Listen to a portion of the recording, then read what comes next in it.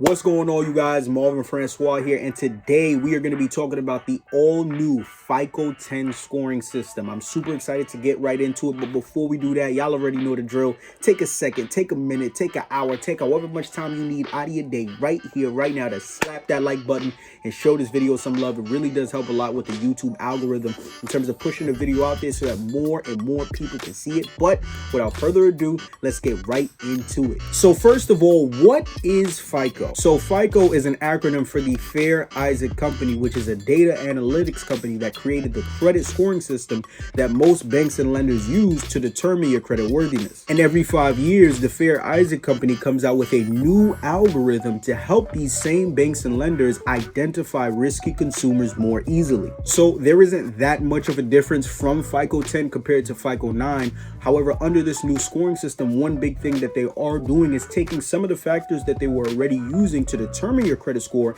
and putting much more weight on them, right? So for example, things like credit card utilization and missed payments that you may or may not have. So for example, let's say you have bad credit, right? And you had a couple of late payments that under FICO 9 dropped your score 50 points, right? Those same late payments under FICO 10 would probably drop your score 60 points, 65 points, 70 points and beyond. The same thing goes for good credit, right? Let's say you had good credit and you maintain great payment history, and under FICO 9, that great payment history bumped your score up 35 points. Under FICO 10, that same payment history could probably bump your score up 45 points, 50 points and beyond. So all in all they're doing under this new algorithm is intensifying the factors that they use to determine your credit score. And it's gonna get pretty intense. Like, just to give you an example, right? Okay, so this is FICO 9 and this is FICO 10.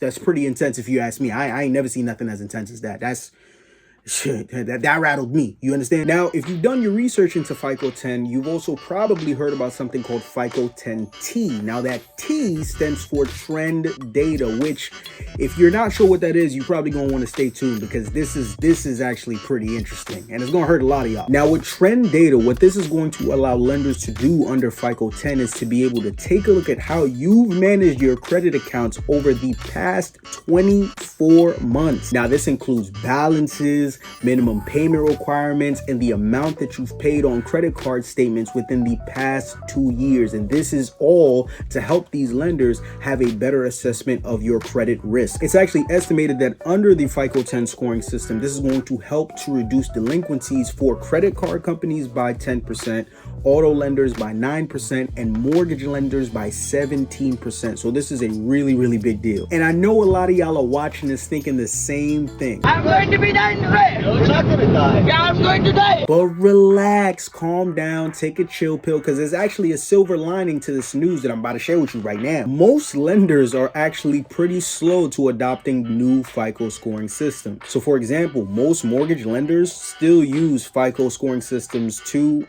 4, and 5 for their mortgage lending decisions. And most credit card companies and auto lenders are still using FICO 8. So all in all, it is going to take most of these lenders some time before they adopt this new scoring system, if they do decide to adopt it at all, meaning that you have more than enough time to prepare yourself for when this does happen. But now the question becomes, Marv, how do I prepare? And I'm going to tell you, audience, so sit back, relax, and listen, because I got you. Pay your debt on time. Keep your credit utilization low. That's under 10%, but over 0%. You never want to not use your credit. Remember, fun fact, it's never good for you to not use your credit at all. Lenders do want to see that you know how to manage your debt. So you want to keep your credit utilization in that 1 to 9% range. They say 30, but for the most ideal results, 1 to 9% for all of your credit across the board for your credit utilization rate, right? However, none of those things matter if you need to get your credit fixed. So listen, shameless plug, yes, I do not care if you have collections, charge-offs, late payments, student loans, bankruptcies, medical bills, evictions, whatever it may be, and you are looking to get your credit fixed. Head over to FrancoisCapital.com. That's my company, FrancoisCapital.com, where you can book a free consultation to get your credit repaired today. the capital way. But as always, I am Marvin Francois, and I want to thank each and every single one of y'all for tapping into this brand new video. If you haven't already, remember, take a second, take a minute, take an hour out of your day right here, right now, to slap that like button and show this video some love. Tell a friend to share this thing around, to subscribe and turn your post notifications on. New videos each and every single week. I'm Marvin Francois. Y'all have been good. I've been great. This has been amazing. And as always, God bless. I'm out. Peace. Oh shit, I almost fell. I'm gonna just sit down. I ain't like that. I'm gonna just sit down. And I'm gonna just let it fade to black because I didn't like that.